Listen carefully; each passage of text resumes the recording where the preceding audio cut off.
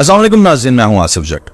रावलपिंडी चक्री का एक रिहायशी जिसकी उम्र 42 साल है, 2 बच्चे हैं, अपने बीवी बच्चों को छोड़कर बहुत दूर चला गया। वजह क्या बनी? एक लोन ऐप से उसने 22,000 रुपए का लोन लिया था। वो सूद इतना बढ़ता गया कि वो लोन अदा न कर सका। फिर उसने एक और ऐप से लोन लिया, पहली ऐप का लोन चुकाने के लिए। फिर वो दोनों में फंस गया और फिर इतना ज्यादा फंस गया कि उसे अपने बीवी बच्चों से दूर जाने का फैसला करना पड़ा। और खबर आपके सामने है, इसमें कुछ और डिटेल्स हैं। वो ये हैं, उसका एक वॉइस मैसेज भी गर्दिश कर रहा है जिसमें उसने अपनी बीवी को शायद मैसेज किया है, जिसमें उसने कहा कि मैं घर बेचना चाहता था, आपने बेचने ना दिया। मैं आपको बोल रहा था कि घर सेल कर देते, आपने बोला नहीं। फिर उसने ये भी कहा कि मैं अच्छा शोहर नहीं बन सका, मैं अच्छा बाप भी नहीं बन सका, मैं अच्छा बेटा नहीं बन सका, मुझे माफ कीजिएगा। ना मैं अच्छा बाप बन सका, ना मैं अच्छा हस्बैंड, ना अच्छा बेटा। उसने ये भी बताया कि मैं सूद में बहुत बुरी तरह फंस चुका हूँ। मैंने बहुत सारे लोगों के पैसे देने हैं सूद के। ये वो बातें हैं जो आप तक ऑलरेडी पहुंच चुकी हैं और आपको पता है कि ये मामला जो है वो चल रहा है, लेकिन इसकी हकीकत दरअसल इससे पीछे कुछ और बातें हैं जो मैं आप लोगों को बताना चाहता हूँ। इससे पहले भी एक दफा जो लोन ऐप्स हैं इनके बारे में मैं बात कर चुका हूँ। इसकी वजह सरासर सूद और सूद का पैसा ही नहीं है, इसके अलावा भी एक बहुत बड़ी वजह है जिसकी वजह से इस शख्स ने यह फैसला किया और वो इस नतीजे पर पहुंचा। समझने की बात है ये लोन ऐप्स काम कैसे करती हैं। आप अपना एंड्रॉइड फोन खोलें, सजेस्टेड में सबसे पहले 8 से 10 ऐप्स आपको लोन की ही मिलेंगी। हत्ता कि मेरी ये जो वीडियो चल रही है इसमें मैं इनकी नफी कर रहा हूं, मैं इनके अगेंस्ट बोल रहा हूं, लेकिन इतने ताकतवर ये ऐप्स हैं कि मेरी इस वीडियो में भी ये लोन ऐप्स का ही इश्तिहारात आपको नजर आ रहे होंगे। और भी कोई जो इनके बारे में बात करेगा इन्हीं के इश्तिहारात उसमें चलेंगे, इतने ताकतवर है। FIA में हजारों केसेस हैं इनके खिलाफ।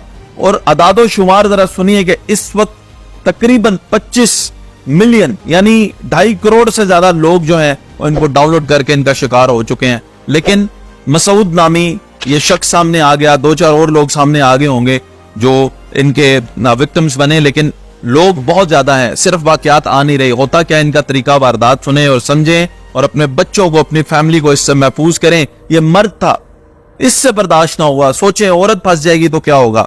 समझने की कोशिश करें इनका फ्रेमवर्क काम कैसे करता है। आप ये ऐप डाउनलोड करते हैं बड़ी खुशी से, आपको ये कहते हैं कि हम आपको 50,000 रुपया 1 लाख रुपया लोन देंगे।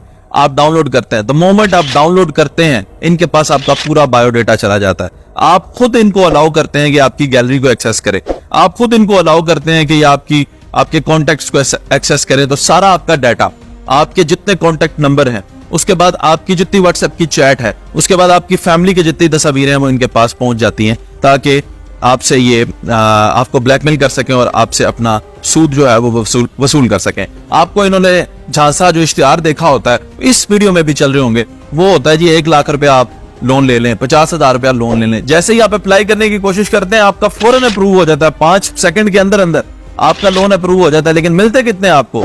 3,000 रुपए। पहले आपको यह बताया जाता है कि 1 लाख रुपया लें, आसानी से लें और फिर आराम से 3 साल की किस्तों में दें, 2 साल की किस्तों में दें, 1 साल की आसान एक साथ में दें। जब आपके पास 3,000 पहुंचता है तो पता चलता है 7 दिनों में आपने 6,000 वापस करना है, 10,000 वापस करना है, 8,000 वापस करना है और 7 दिन का आपके पास टाइम है। अभी 7 दिन भी नहीं गुजरते, 5वें दिन ही आपको फोन करते हैं कि अगर आपने हमारे ये पैसे ना दिए तो हम आपके फलां कॉन्टैक्ट को फोन करेंगे। अगर आप सिंगल हैं तो ये आपके भाई बहन कजन रिश्तेदारों को फोन करेंगे। अगर आप शादीशुदा हैं तो आपके ससुराल में भी फोन कर सकते हैं।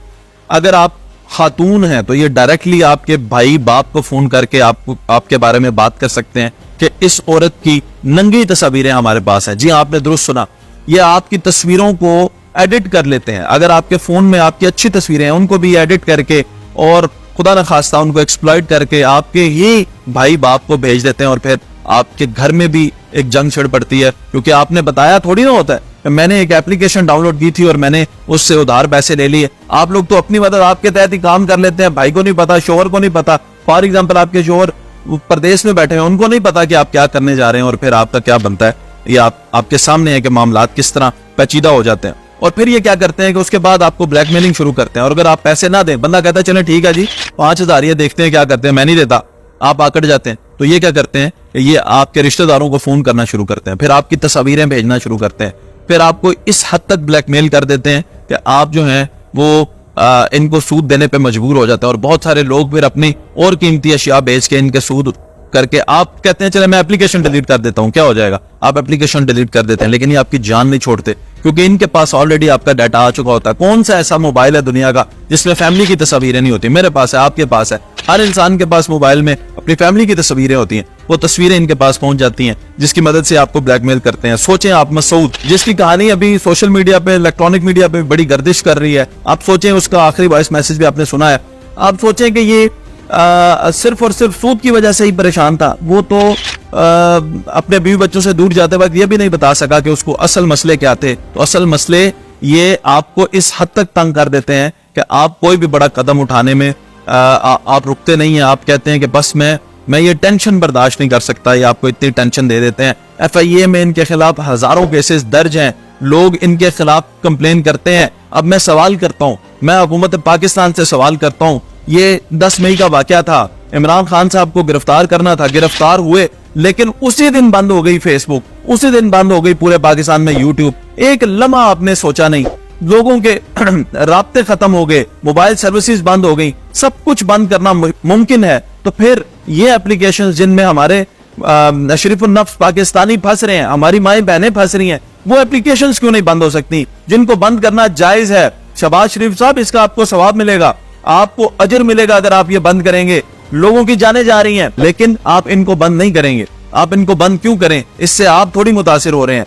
और आपने उस वक्त जब फेसबुक बंद किया, यूट्यूब बंद किया, उस वक्त शहबाज शरीफ साहब आप मुतासिर हो रहे थे, आपकी हुकूमत मुतासिर हो रही थी, इसलिए आपने हम सब का भी जीना हराम कर दिया उस वक्त। और आज जब ये मुल्क, ये कौम इस वक्त मुश्किल में है, तो इन एप्लीकेशंस को बंद करना चाहिए। टिकटॉक आपने हजारों दफा हमारी हुकूमत ने बंद की, पाकिस्तान ने बंद की। आपने कौन कौन सी एप्स बंद की? यूट्यूब पाकिस्तान में 1 साल से ज्यादा बंद रही। अब क्या नहीं मुमकिन आज के दौर में? लेकिन अगर मुमकिन नहीं है तो वो ये है कि इन एप्स को बंद करना मुमकिन नहीं है। लग तो यही रहा है, लेकिन जब तक आप इनको बंद नहीं करेंगे और पाकिस्तानी अवाम को नेशनल सतह पे आप ये आगाही नहीं देंगे, आप हमारे सेल फोन्स पे आपके मैसेजेस हमें रिसीव होते हैं कि इस वक्त जनाब ये वाला तूफानी रेला आ रहा है, इस वक्त पाकिस्तान में ये सूरत हाल बन रही है, आपने ये करना है। फ्रॉड स्कैम से भी बचाते हैं, आप लोगों के मैसेजेस आते हैं, तो आप ये भी मैसेजेस पाकिस्तानी अवाम को चलाएं। जब किसी को कॉल करें तो आगे कॉलर आईडी पे ये लगा होना चाहिए कि आप ऑनलाइन ऐप से उधार मत लें। ये सारे इकदाम हुकूमत को करने पड़ेंगे, आगाही देनी पड़ेगी, तब जाके पाकिस्तान की अवाम बचेगी। और निहायत दुख है, अफसोस है उन लोगों पे कि जो लोग इसमें फंसे हुए हैं। इस पोस्ट पे भी नीचे कमेंट करके अपने अपने वाकयात शेयर करें। आप ऑनलाइन ऐप्स में कब फंसे थे, क्या मसला है, क्या दुश्वारियां आपको पेश आई थी, ताकि हुकूमत को बेहतर एक्शन लेने में मदद मिल सके। अपना ख्याल रखें। अल्लाह हाफिज़, अल्लाह निगहबान, पाकिस्तान जिंदाबाद।